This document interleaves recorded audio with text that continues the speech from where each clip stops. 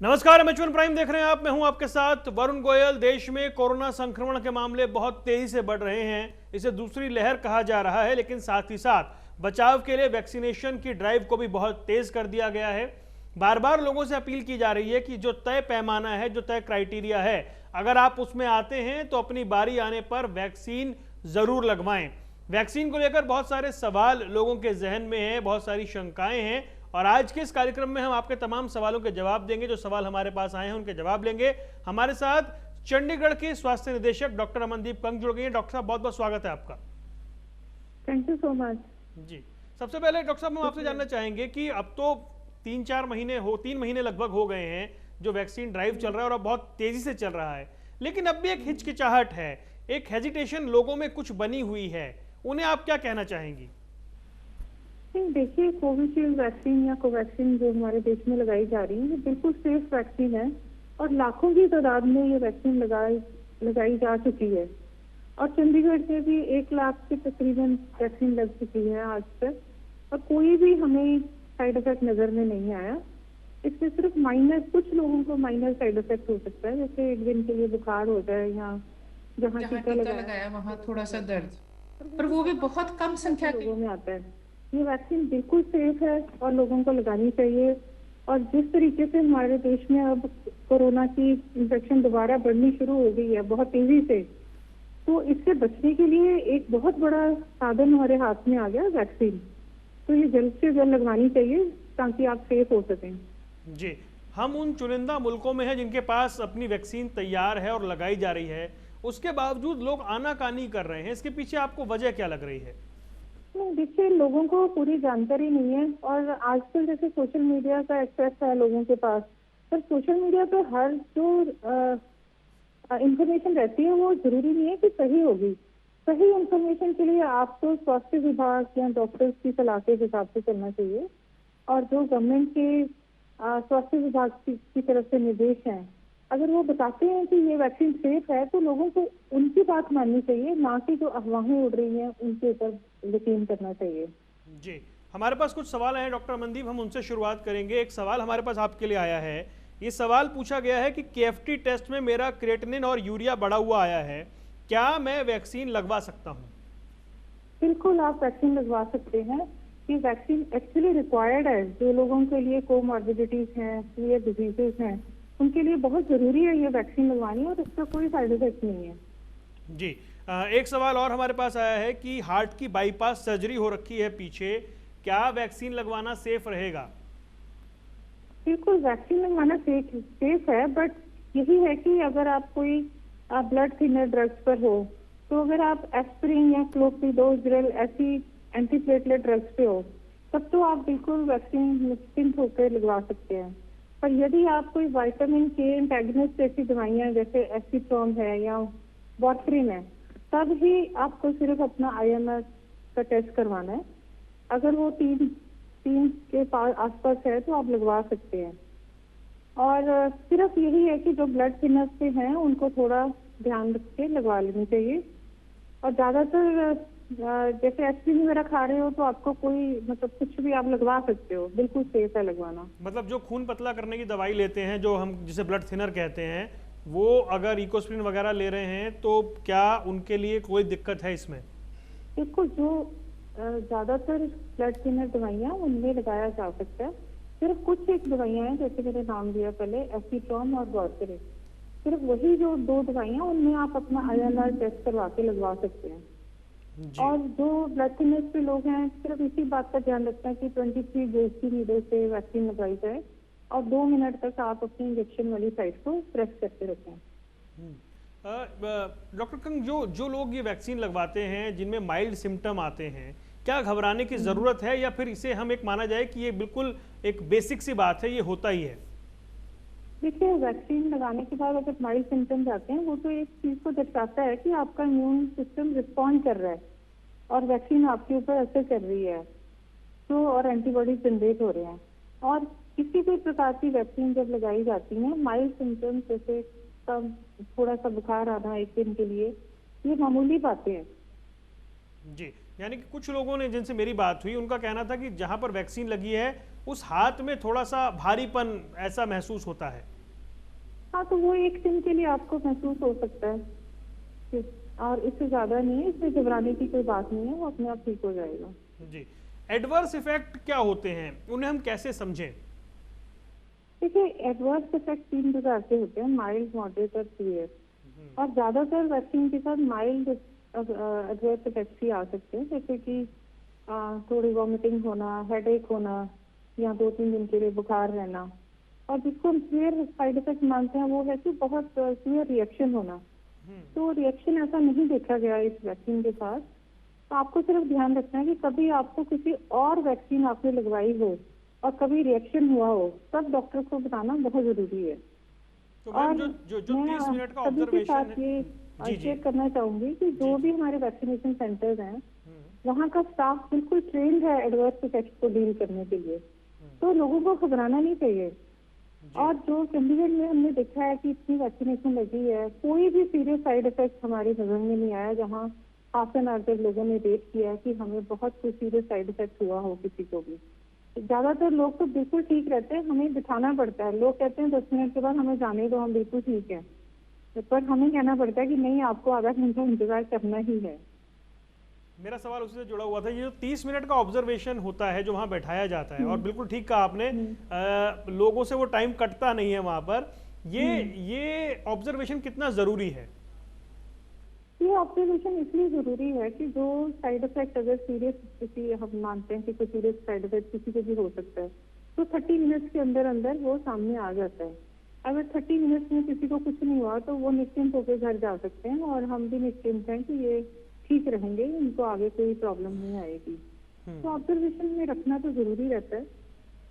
जी, doctor Amandeep का एक सवाल मेरे पास आया आपके लिए। ये सवाल है कि हाइपर टेंशन है, ब्लड प्रेशर ज़्यादा रहता है, दवाई लगातार चल रही है, क्या वैक्सीन लगवाना सेफ है ऐसे में, और कैसे मतलब क्या दवाई लेकर जाएं वैक्सीन लगवाते वक्त? देखिए, अगर ब्लड प्रेशर की दवाई आप खा रहे हो तो आपको दवाई खाकर भी वैक्सीन लगवाना जाना चाहिए। और अगर आपका ब्लड प्रेशर अनकंट्रोल्ड है तो उसको तो वैसे भी आपको इलाज करवा के उसको कंट्रोल में लाना चाहिए। पर अगर आप फिर भी वैक्सीन लगवाते हो तो इसमें कोई साइड इफेक्ट तो नहीं आएगा। पर किसी का अगर ब्लड प्रेशर दवाइयाँ खाने से भी कंट्रोल में नहीं है तो उसको थोड़ा फिजिशियन को दिखाकर अपना बीपी कंट्रोल में कर लेना चाहिए। जी, क्योंकि मैम ब्लड प्रेशर तो कोई साइड इफेक्ट नहीं होगा, पर क्योंकि आपका ब्लड प्रेशर कंट्रोल में नहीं है तो उससे आपको कोई दिक्कत आ सकती है। वैक्सीन ऐसा कोई बीपी को बढ़ाती या कम नहीं करती। क्योंकि मैम ब्लड प्रेशर और शुगर दो ऐसे बड़े मुद्दे रहते हैं, क्योंकि बहुत ज़्यादा लोग इससे प्रभावित हैं। इसीलिए सवाल आया है कि 15 साल से डायबिटीज़ है, शुगर लेवल बढ़ा रहता है, इंसुलिन चल रहा है, क्या वैक्सीन ले सकते हैं? और अगर वैक्सीन लेनी है तो क्या जो अपना रूटीन में इंसुलिन है वो लेने के बाद वैक्सीन लगवाएं? बिल्कुल, अगर आपको इतनी लंबी देर से डायबिटीज है, आप इंसुलिन पे हो, तो ये वैक्सीन आपके लिए लेना तो बहुत ही जरूरी है। क्योंकि जो देखा गया है कि अगर आप कोरोना संक्रमित होते हो तो जो अनकंट्रोल डायबिटीज के पेशेंट्स हैं उनके ऊपर सबसे ज्यादा असर होता है और सीरियस होने का चांस भी ज्यादा रहता है। तो इस हालात में तो वैक्सीन बनी हुई इन लोगों के लिए बहुत जरूरी है इन लोगों को लगवाना। और इंसुलिन आप डोज अपनी लेकर आइए। और अगर आपकी डायबिटीज अनकंट्रोल्ड है तो ऑब्वियसली आपकी जो फिजिशियन है आपकी इंसुलिन की डोज को बढ़ा सकते हैं ताकि वो कंट्रोल में आए। पर जो मैं ये बताना सबको चाहूंगी कि जो वैक्सीन है ना तो वो बीपी को बढ़ाती है या कम करती है, ना ब्लड शुगर लेवल्स को वो ऊपर नीचे करती है। डॉक्टर कंग, लेकिन यही बड़ी इंपॉर्टेंट बात आप कह रही हैं कि गवर्नमेंट चाहती है पहले उन सबको लगे जो एक रिस्क एरिया में आते हैं, जिनको कोमोबिलिटी है, और वही लोग डरे हुए हैं कि हमें बीपी है, शुगर है या दूसरी प्रॉब्लम्स हैं, क्रेटिनिन बढ़ा हुआ है, वही लोग डरे हुए हैं कि लगवाएं या ना लगवाएं। लेकिन आप कह रही हैं कि सबसे पहले उन्हें ही लगवानी चाहिए। देखिए, ये जो बात है ना, डरना, उनको जिन लोगों को बीपी और डायबिटीज है इन लोगों को कोविड इन्फेक्शन से डरना चाहिए। और जैसे हमारे देश में पॉजिटिविटी रेट बढ़ रहा है, इन लोगों को डरना कोविड इन्फेक्शन से चाहिए, ना कि वैक्सीन से चाहिए। वैक्सीनेशन डायबिटीज और हाइपरटेंशन के पेशेंट्स को बिल्कुल सेफली की जा सकती है। वो कोई भी दवाई खा रहे हैं अपनी दवाई कंटिन्यू रखें और वैक्सीन लगवानी आए। और मैं जैसे कि चंडीगढ़ का अपना जो हमारा एक्सपीरियंस है वो शेयर कर सकती हूँ। बहुत लोगों को जो डायबिटिक थे, हाइपरटेंसिव थे, सबको वैक्सीन लगी है और सब घर अपने मतलब बिल्कुल सुरक्षित घर गए हैं, किसी को कोई भी प्रॉब्लम नहीं आई है। जी मैम, एक सवाल आया है, फैटी लीवर की समस्या है, दवाई चल रही है, क्या वैक्सीन लगाने में कोई समस्या है? बिल्कुल कोई समस्या नहीं है।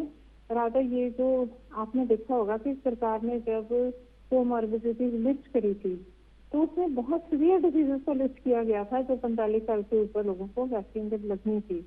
तो इसका मतलब ये निश्चिंत होकर इन सभी बीमारियों में लगाई जा सकती है।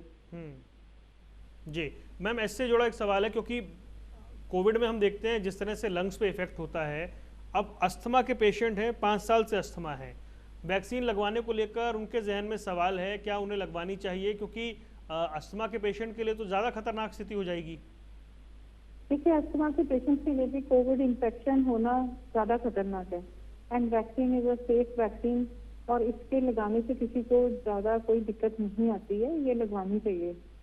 जी अगर जो कोविड की इन्फेक्शन है वो सीधा लंग्स को अफेक्ट करती है, एंड स्पेशली जो वेरिएंट्स आए हैं, ये तो कई बार जो जैसे होता है ना कि आपको ऐसा सिम्टम भी नहीं होता कि आपका गला दुखा या कुछ हुआ, ये सीधा लंग्स में जाके इफेक्ट करता है, क्योंकि इम्यून के तुरंत इसके हालात में होते हुए ये सीधा लंग्स के अंदर जाके भी इफेक्ट एकदम से इन्फेक्शन शुरू हो जाती है। तो किसी भी बीमारी से आप ग्रस्त हो तो वैक्सीन से मत डरिए, कोरोना इन्फेक्शन से डरना ज्यादा जरूरी है, क्योंकि इस वक्त हमारे देश में पॉजिटिविटी रेट बहुत हाई है, और जो वेरिएंट चल रहा है इसकी ये हाईली इन्फेक्शियस है और फैलता भी बहुत जल्दी है और ज्यादा फैल रहा है। एक सवाल आया, और मेरे ख्याल से ये सवाल बहुत लोगों का होगा, क्योंकि हमने देखा हमारे देश में जो रिकवरी रेट है, 1 करोड़ से ज़्यादा लोग हैं जो ठीक हो चुके हैं। सवाल ये है कि कोरोना से रिकवर हो चुका हूँ, शरीर में एंटीबॉडी बनी होगी, तो क्या मुझे भी वैक्सीन लगवानी चाहिए? बिल्कुल, देखिए वैक्सीन लगवानी चाहिए। जो नेचुरल इम्यूनिटी है, अभी इस पे कोई इतना ज्यादा डाटा नहीं कलेक्ट हुआ कि जो हम बता सकें कि एक बार आपको कोरोना हुआ है तो आपको दोबारा नहीं होगा, या जो आपकी नेचुरल एंटीबॉडीज बनी है वो कितनी देर तक आपके शरीर में रहेंगी और असर करेंगी। तो इस हालात में, क्योंकि इन्फेक्टिविटी रेट इस वक्त देश में बहुत ज्यादा है, तो वैक्सीन तो हर किसी को लगवानी है, और कोरोना के पेशेंट को सिर्फ यही है कि वो रिकवर कर जाने चाहिए कोरोना से जब भी वैक्सीन लगवाएं। क्योंकि ये जो वैक्सीनेशन है इससे हमारे अंदर एंटीबॉडी बनेगी। अब इससे जुड़ा सवाल ये है कि अगर कोविड से रिकवर होने के बाद ऑलरेडी एंटीबॉडी है, तो क्या जब हम ये वैक्सीन लगवाएंगे तो क्या कुछ अलग इफेक्ट होगा हमारी बॉडी में? नहीं, ऐसा कुछ नजर में नहीं आया कि अगर आप कोविड की एंटीबॉडीज आपके शरीर में पहले से मौजूद हैं और आप वैक्सीन लगवाओगे तो इसका कोई दुर्लाभ होगा आपके शरीर पर, ऐसा कुछ नहीं है, और सभी सेफ हैं।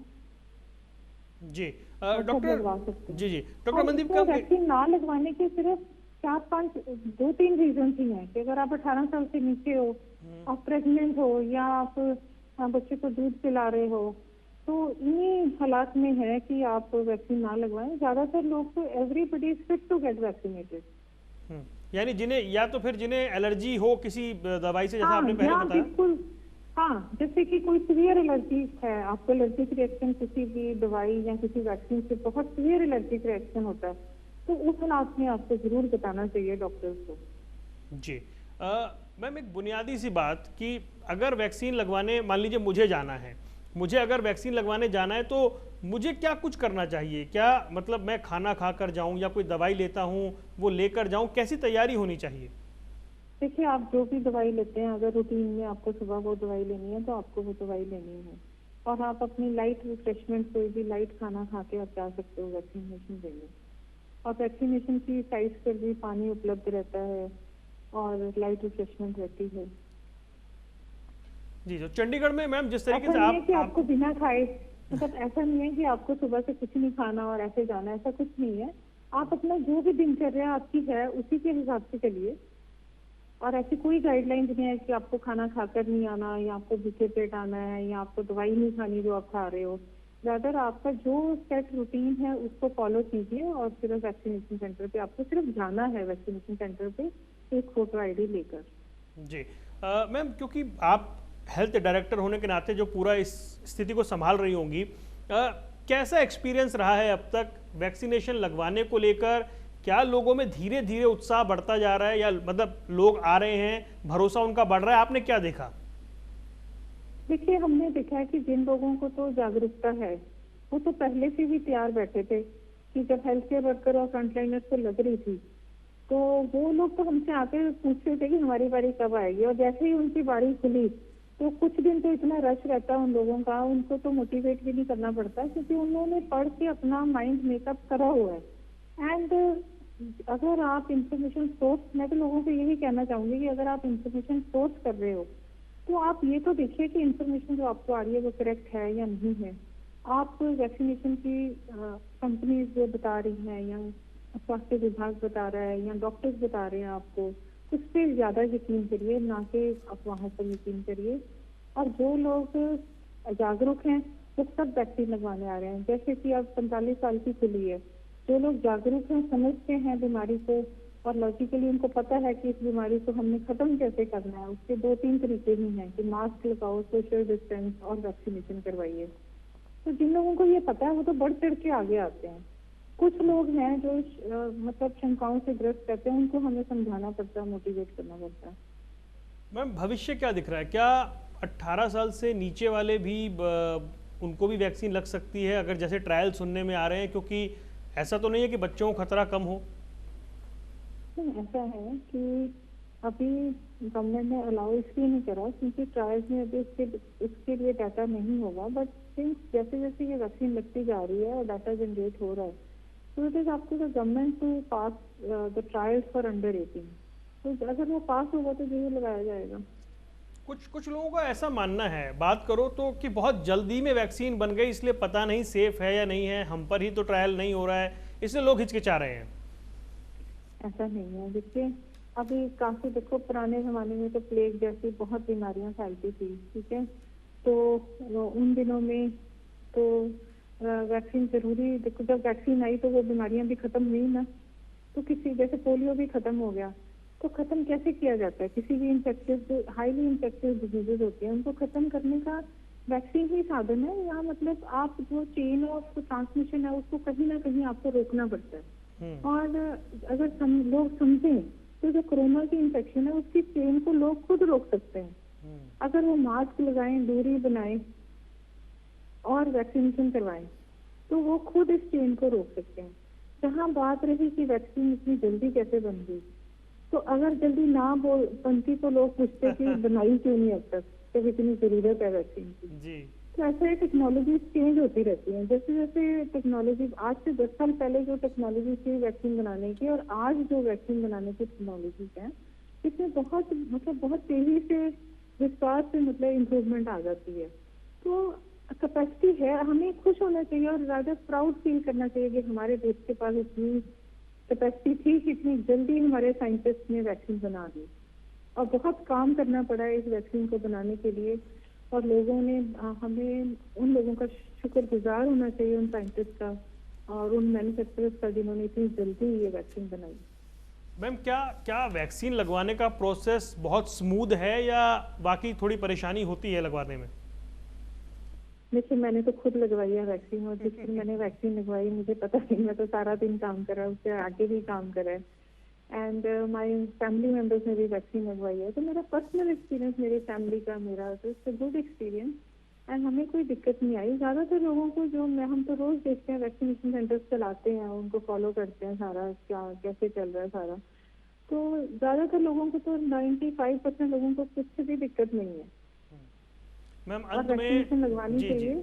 जो लोग आपको सुन रहे हैं उनसे क्या अपील करना चाहेंगी, क्या कहना चाहेंगी आप वैक्सीनेशन को लेकर? देखिए पहले, आज से 1.5 महीना पहले अगर बात करें 14 फरवरी के आसपास, तब इन्फेक्टिविटी रेट, पॉजिटिविटी रेट बहुत कम हुआ था हमारे देश में। तो उस हालात में लोगों ने सब जैसे जो सुरक्षा के हमें नियम थे सब छोड़ दिए, मास्क लगाना छोड़ दिया, बड़ी बड़ी गैदरिंग्स करना छोड़ दिया। तो उस सबसे देखिए वायरस ऐसा तो नहीं था कि बिल्कुल खत्म हो गया, तो जब ऐसा किया तो एकदम से फिर से फैला वायरस, और जब फैलता है उसको 1-2 महीना लगता है, जब पता लगना शुरू होता है कि हाँ ये फैलने लग गया। तो अब जब हमें पता लग गया है कि ये फैल रहा है, तो इसको आप कंट्रोल में लाने के लिए 3-4 तरीके हैं कि मास्क लगाइए, जरूरी काम से ही घर से बाहर जाइए और दूरी बनाकर रखिए, और अगर आपको सिम्टम्स हैं आप टेस्ट करवाइए अपना, अगर टेस्ट में आप पॉजिटिव आ गए हो, एसिम्टोमेटिक हो, तो प्लीज घर से बाहर मत घूमिए। डॉक्टर अमनदीप कंग, आपने हमारे लिए वक्त निकाला और इस पूरे विषय पर विस्तार से चर्चा की, आपका बहुत बहुत धन्यवाद। तो ये थी हमारे साथ चंडीगढ़ की स्वास्थ्य निदेशक डॉक्टर अमनदीप कंग, जिनसे हमने वैक्सीनेशन के मुद्दे पर विस्तार से चर्चा की। इस खास पेशकश में इतना ही, दीजिए इजाजत, नमस्कार।